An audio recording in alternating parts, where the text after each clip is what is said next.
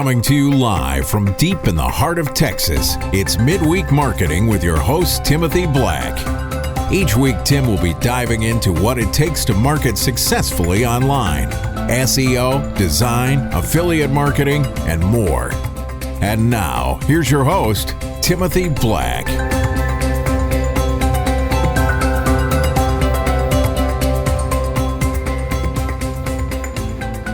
Okay, and welcome to this episode of Midweek Marketing. This week, I'm kind of excited. I'm talking to a guy I've been following online in the internet marketing world for, probably 6 or 8 months now, and I've always liked his stuff, and I reached out to him to see if he wouldn't mind letting me interview him and kind of get his background and tell you a little bit about what he does. And he goes by the name BruceMedia, and you can reach him at BruceNewMedia.com, but we'll come back in a little bit and talk about that. So without further ado, Bruce, welcome, and thank you so much for being here. Thank you, Timothy. It's a pleasure to be here. Excellent, thanks.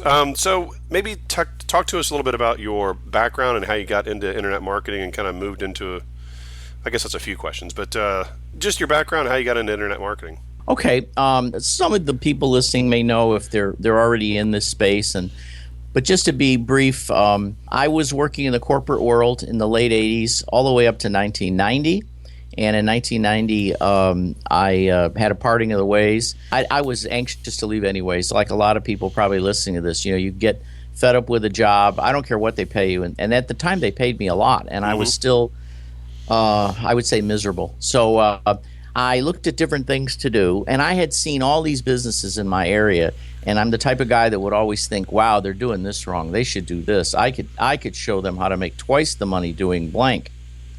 And I mean in all categories. So, I don't know, I saw an article or something, and I decided to take a stab at being a consultant to local businesses. And initially I did very poorly, I'm not going to lie. I tell a story in one of my books about chasing a client around for a payment of $60, and when you're doing that, let me tell you, that you have not found sweet spot in your career yet. But I was still new at it, and this and that. And I actually bought a book online, or not, there wasn't online. What am I saying? I bought a book. I bought it through an ad, and it turned out to be a guy who was a marketer down in Naples, Florida, which is just south of me, where I live now. And he I ended up on the phone with him. And long story short, the book was very good. It was about it was an advertising related book. Right. He was an extremely good artist. So he did all these cartoons for every aspect of what he was teaching in this book. And it was just an unusual little bound volume that he had. And I asked him, who else could I get information from? And he said, you need to, contact Gary Halbert down in Key West, where he was living at the time. The world famous, by the way. Yeah, the world famous. Yeah, Gary Albert, yes. And I had just gone to, or he said, I just was at a $7,000 seminar he put on, and a lot of what I'm teaching you were things related to what he did. So I got all excited, and I found this guy's information. Then I bought the book, Making Maximum Income in Minimum Time, which is really a bunch of Gary's newsletters, put together, packaged together. And then from that, I found out about Dan Kennedy, and then from Kennedy, I found out about Jay Abraham. So if you followed this circuit of marketers who are very, I'll say, copywriting centric, which I am, you eventually should find all these guys because they're good guys and they're really the best for the kind of work that we do. Absolutely. And now I had something to work with. Now I had some training. I did one other thing. I always want to mention this. I bought Bob Bly's book, How to Make $85,000 a year as a freelance writer.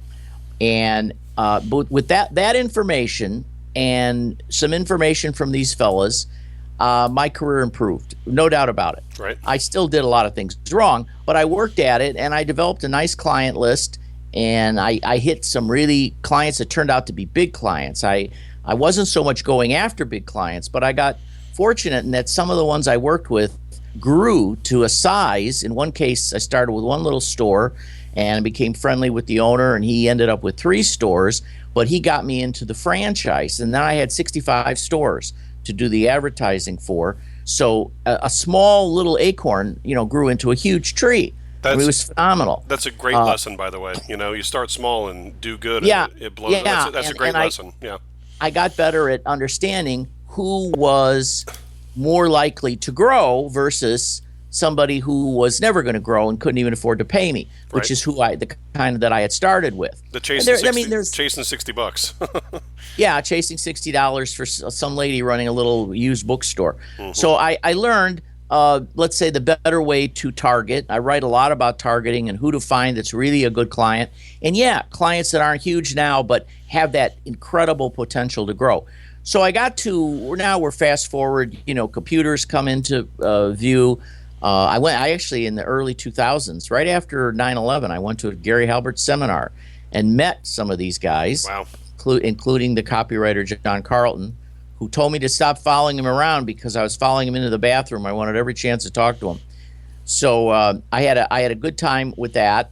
And I would say around 2005, I started to look at, well, could I sell things online? Right. And I played with it like almost everybody does. You really don't know whether you could do it or not. Yep. And I had a decent amount of clients, and I thought, the clients are on average paying me well over $1,000 a piece per month. What am I going to make that's going to equal that? And my feeling was, well, probably nothing, But I had one friend in particular who had a course that he wanted to market, and I had all this knowledge in my mind. I thought I'll try and help him out, and it turned out it was very successful. So that gave me even more confidence, and eventually we get around 2009 or 10, and I put together a product which I offered. Might have been 10. I think it was 2010. A product that I offered on the Warrior Forum, which isn't as much today as it was, but then it was quite a spot. You would see a lot of big guys were there. Yep. And so I started to offer that, and then the sales were very good. I was really amazed, actually, because I remember I had a friend then that was online and helped me a lot, and he said, you need to do this, you need to do that, and he said, you got to get an autoresponder because you're going to build a big email list. And I was thinking to myself, no, I'm not going to do any of that stuff. I said, I still am not convinced this is selling. But as it happened, it did sell, and eventually I did all those things. I've always been sort of like, I was just thinking about it, I'm sort of late to the party. Like, just as an example, I just got in a sales contest. I always feel that way. I always feel like I'm late, but go ahead. Yeah. I just got in a sales contest, and I started late, and I some of the days were already gone, and up until the end, I was in first place. Now, I ended up second for the whole thing, but I'm like a plotter. I was going to write about this recently. There's people that they take off like a jackrabbit, but they don't seem to endure. I'm a plotter. Yeah. And I just stick with something, and I just make a point to people listening. This really helped me a lot, because when I was younger, I made a terrible mistake. I thought if something isn't working for me right away, well, this can't be for me then. I'm not in my right place, and I had all these kind of thoughts. But in general, most things don't work for me in the beginning, and I probably would have been aimlessly dancing around for more and more years. And in fact, this and the business of working with local clients has now been my sole thing for 26 years. That's amazing. So it's, I've only, this is just as an aside, I've only been employed, actual employment jobs, because I worked straight commission for many years before this, Right. Going way back as a young man. I've only been employed 4 years. See, you're my hero. Out of my life, and I'm yeah. over 60 years old. So I'm sitting there thinking, It's good. if somebody says to me, "Oh, you can't make it in self-employment," people go in and out of it. They can't. I don't know. I have. Yep. I honestly say, and I have a pretty nice lifestyle. But anyway, so that brings you up to I put out more and more products. Believe it or not, the last time I looked, I've sold over $500,000 worth of my own products. That's fantastic. Which is, to me, is amazing, actually. And now I've got quite a good sized email list that I write to as many days as I can, and I do promote other people's products, people that I know, actually I know them all now. I rarely am ever promoting a product that I have not had some previous contact, Skypes and emails, Talk to people. And on the phone with because I know pretty much all the main players in the niche that I'm in. I will concur and say that you only promote good stuff. And I think I found you through Tom Gaddis and the local Sharks out in Hawaii. I think that's how I found you. Yeah, and Tom is a friend of mine for 5.5 years. Talked to him on the phone many times. I just sent him an email the other day. Great guy, and was one of the first guys to buy my first product. Really? He doesn't know this, but I remember seeing his name come up. He was like the third or fourth person to buy that product. And at that time, that first product I put out sold 600 copies. So it shows you how this guy didn't mess around, you know? No, that's amazing. See, and that's part of it, is that you've got to, it's consistency. And you're blessed if you're a plotter, because there's so many people that bounce from one to the other, the old shiny object syndrome. Right. I've heard that a lot too, the shiny object syndrome. Oh yeah, it's totally true. So I'll ask you this, because the stuff how I found you is through Gaddis, and what I've bought from you mostly and liked a whole lot is the stuff on physical, mailing people. And I know a lot of people push back when I tell them that it works so well. But do you have any thoughts? Would you like to get on your soapbox and talk about how well that kind of stuff works? Well, I'll tell you, believe it or not, lately what I tell people is the best reason to do this is because, and I'm talking about physical mail, lumpy mail, direct mail, cards, postcards. I'm experimenting right now with tear sheets, by the way. I've got some information I'm going to actually be talking about short. I may even have a product on that. I'm not sure. But the tear sheet idea is bigger than I always knew it existed. We've all gotten them in the mail. Yep. But the biggest reason I tell people that they should engage in this kind of marketing is because most people aren't doing it. Exactly. And I love to do things that the whole world is not crowding into.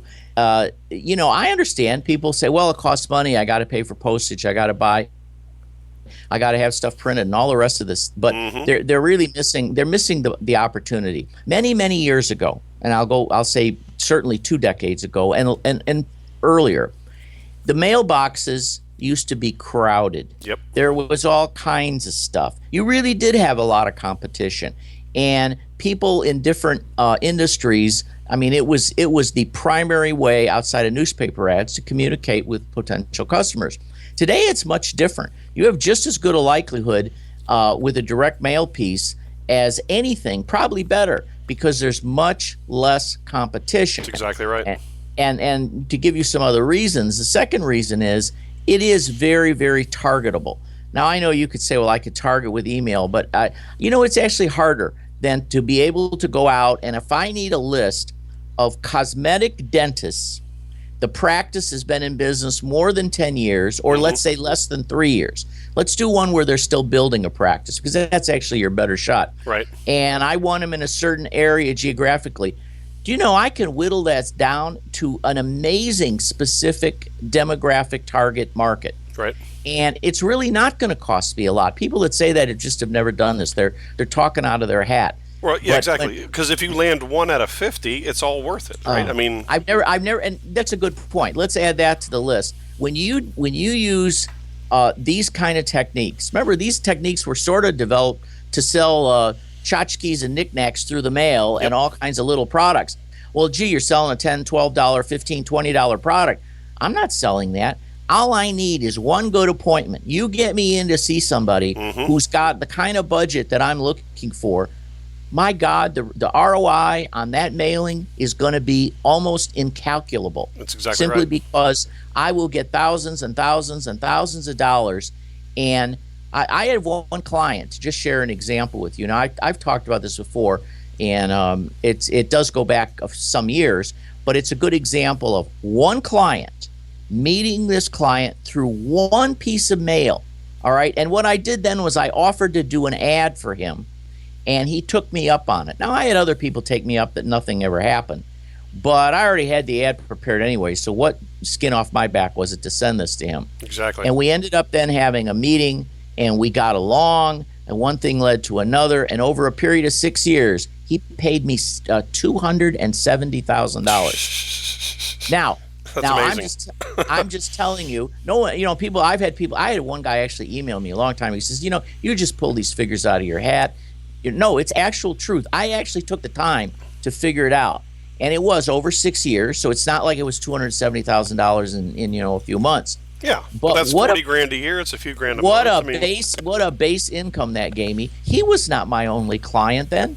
He was not my only client. So my point is, how could I calculate the return on a single postal letter sent to him at his main store back then? I don't even know how you could do that. So the ROI on direct mail, if your list is right, I always tell people that's the big variable. You'll get people that say, I get stuff all the time right after I have any kind of promotion where I'm talking about direct mail. Right. I'll guarantee you I'll get 5-10 emails, and they'll all say something like, well, what is the percentage I should expect in return? Well, how many replies should I get? Like this is like written in stone or something. Right. And the interesting thing is, I can tell you from a lot of experience with this, it ain't the letter, though I think I put together good letters. It ain't. It isn't any of these things. The biggest factor in this, first of all, is the list. Who are you sending it to? Tell me who you're sending it to. And if you can't describe in detail, then I don't think you got your list right. Okay, that is the end of episode 13. My interview with Bruce, I won't say it went long. It was longer than I expected. He had so much good stuff to say, and I didn't want to in any way stop him. So we're just going to pause right here and pick back up in episode 14, and you'll hear the other half of my interview with Bruce and NewMedia. As always, if you got value from this, if you know somebody who might also get value from this, I encourage you to kind of pass it on, help grow the tribe, and be sure to go check us out over at facebook.com/midweek marketing, and I will see you on the next episode. Thanks for tuning in to Midweek Marketing. Come back every Tuesday and Thursday for new episodes. And be sure to subscribe at iTunes and sign up at midweekmarketing.com to get exclusive content and tips. And check us out at facebook.com/midweekmarketing.